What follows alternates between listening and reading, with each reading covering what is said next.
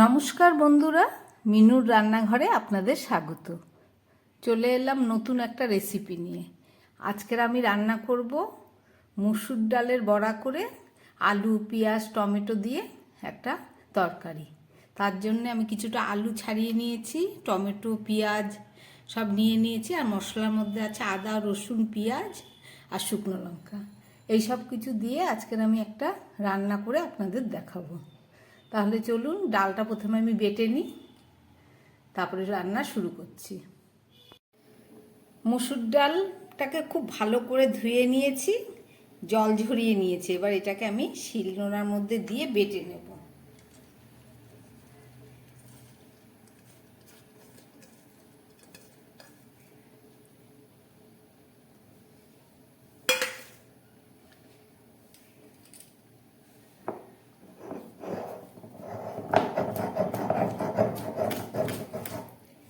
আপনারা চাইলে এটা মিক্সিতেও পেস্ট করে নিতে পারেন।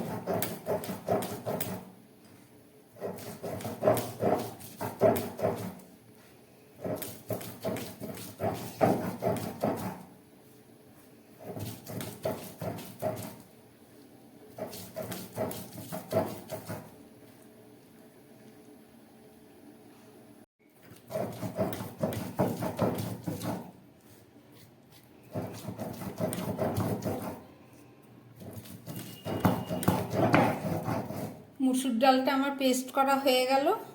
একটু এই যে দানা দানা থাকবে, এইভাবেই আমি বেটে নিলাম। একদম মিক্সিতে করলে বেশি মিহি হয়ে যায়, ওতে অত স্বাদ লাগে না।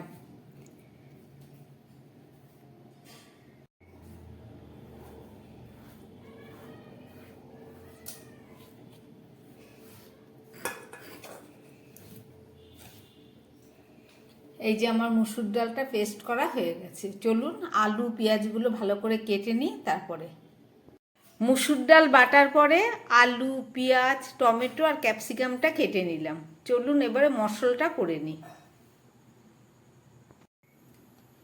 মশলা নিয়ে নিলাম, কয়েক কোয়া রসুন নিয়েছি, এক টুকরো আদা আর 4টে মতো শুকনো লঙ্কা, আর নিয়ে নিচ্ছি হাফ চামচ জিরে। এইগুলোকে আমি এখন বেটে নেব।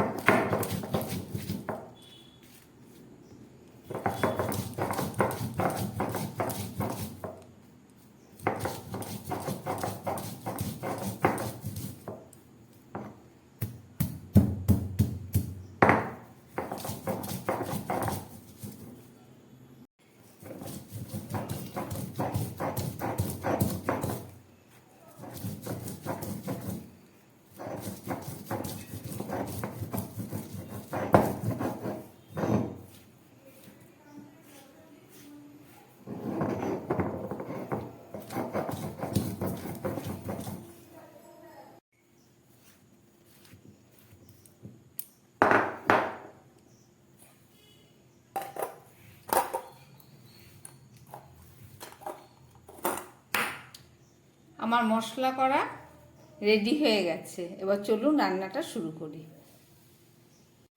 মুসুর ডালটা বেটে নিয়েছি, এটাকে এবার নুন দিয়ে ভালো করে মেখে নেব। একদম প্রথমে আমি 1 চামচ মতো বেসন দিয়ে দিলাম, আর দিয়ে দিচ্ছি খুব সামান্য পরিমাণ নুন, আর দিয়ে দিচ্ছি সামান্য পরিমাণ হলুদ।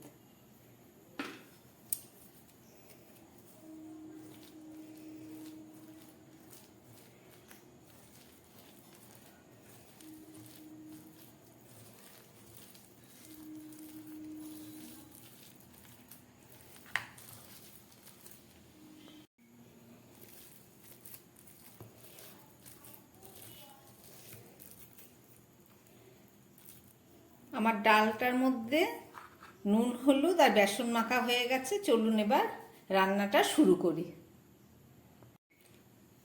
ডালটা মাখা হয়ে গেছে, কিন্তু ধনে পাতা আর কাঁচা লঙ্কা দেয়া হয়নি। আমি সামান্য ধনে পাতা আর কাঁচা লঙ্কা দিয়েই ডালটাকে খুব ভালো করে মেখে নেব।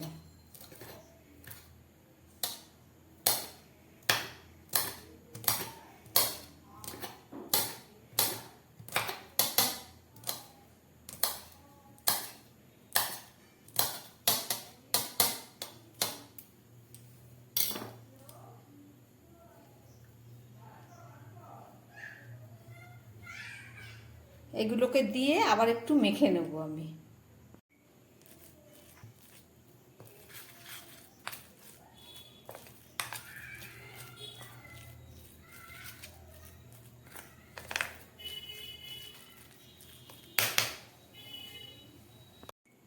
রান্নাটা শুরু করার প্রথমেই আমি আলুগুলোকে একটা পাত্রের মধ্যে নিয়ে এটাকে একটুখানি আমি সিদ্ধ করে নেব।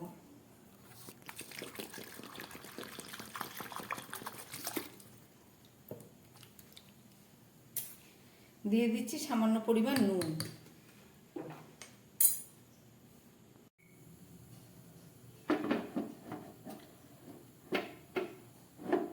আপনারা চাইলে আলুটা কষিয়েও করতে পারেন, কিন্তু আমার হাতে একটু সময় কম আছে, সেই কারণে বড়াটা ওইদিকে ভেজে নিই আর এদিকে আলুটা একটু সিদ্ধ করে নিচ্ছি। তেল,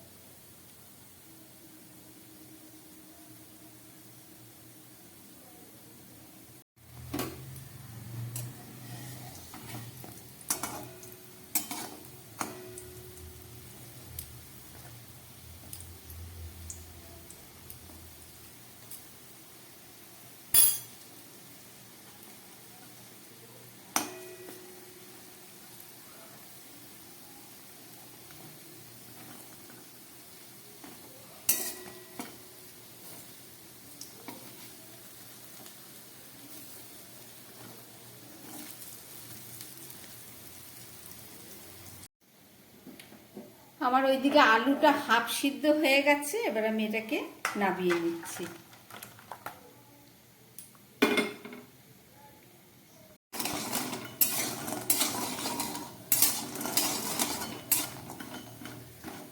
আমার মুসুর ডালের বড়াটা হয়ে গেছে, এবার আমি এগুলোকে তুলে ফেলবো।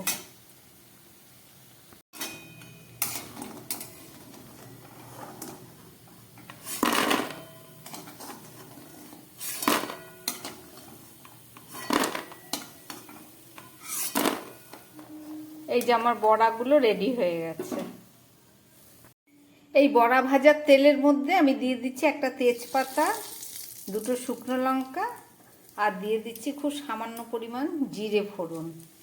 এছাড়া খুব সামান্য একটু এক চুটকি মতো হিং আমি এর মধ্যে দিয়ে দিচ্ছি। এই হিংটা দেওয়ার জন্য তরকারিটা দারুণ একটা স্বাদ হয়।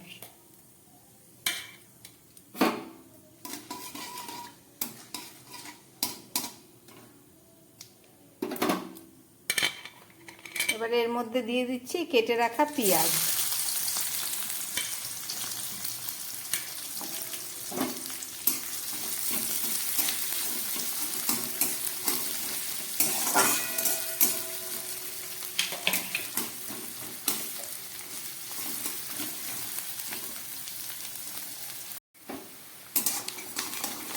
পেঁয়াজটা হালকা করে ভেজে নিলাম, এবার দিয়ে দিচ্ছি এর মধ্যে কেটে রাখা ক্যাপসিকাম আর টমেটো।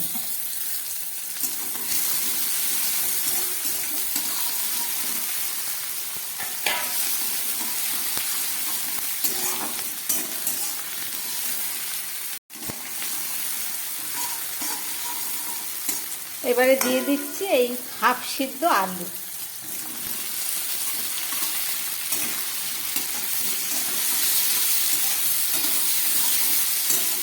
আলুটাকে এবার একটু ভেজে নেব।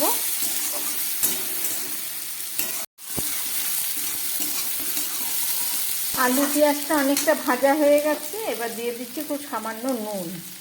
নুন দিয়ে আলুটা সিদ্ধ করেছিলাম, ওই জন্য কম দিলাম, আর দিয়ে দিচ্ছি হলুদ।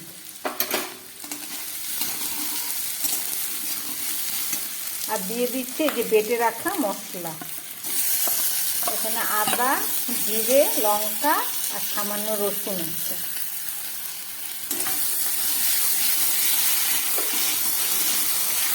একটু জল দিয়ে নিচ্ছি।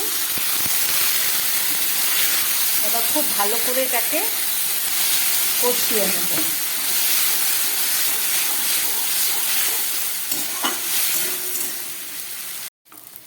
আমার মশলা কষানো হয়ে গেছে, এবার দিয়ে দিচ্ছি জল।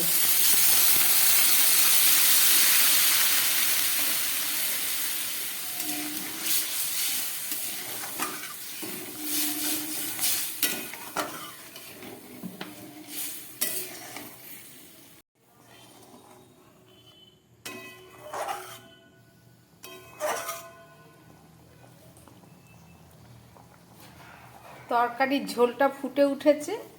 এবারে এর মধ্যে এই ভেজে রাখা বড়াটা আমি দিয়ে দিচ্ছি। এখনই দিয়ে দিচ্ছি কারণ আলুটা অনেকটাই সিদ্ধ হয়ে গেছে।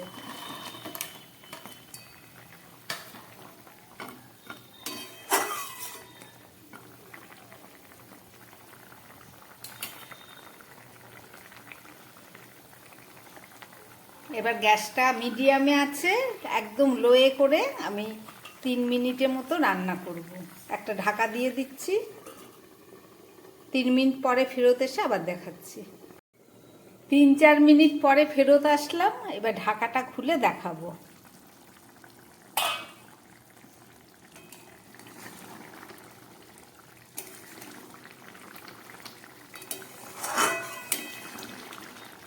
এই তরকারিটা একটু হালকা ঝোল রাখতে হবে, কারণ এই বড়াগুলো যত ঠান্ডা হবে তত ফুলে যাবে, তার জন্য একটু ঝোলের দরকার। আমার রান্নাটা হয়ে গেছে।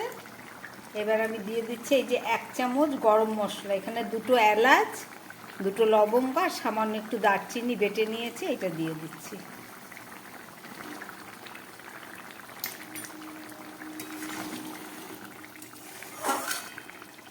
আমার তরকারিটা রেডি।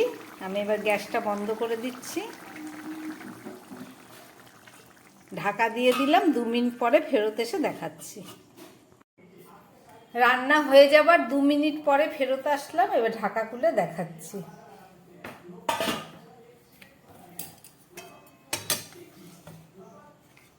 দেখুন বড়াগুলো ফুলে কত বড় হয়ে গেছে।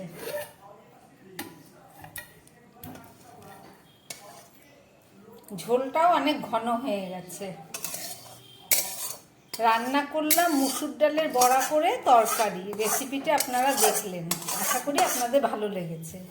এই মুসুর ডালের তরকারি দিয়ে ভাত, রুটি, পরোটা সব কিছু খেতে পারবেন। আমার বানানো এই রেসিপি যদি ভালো লাগে তাহলে আমার চ্যানেলটাকে লাইক করবেন এবং সাবস্ক্রাইব করবেন, যাতে আমি আগামী দিন নতুন কোনো ভিডিও নিয়ে আসতে পারি। নমস্কার, সবাই সুস্থ থাকবেন, ভালো থাকবেন।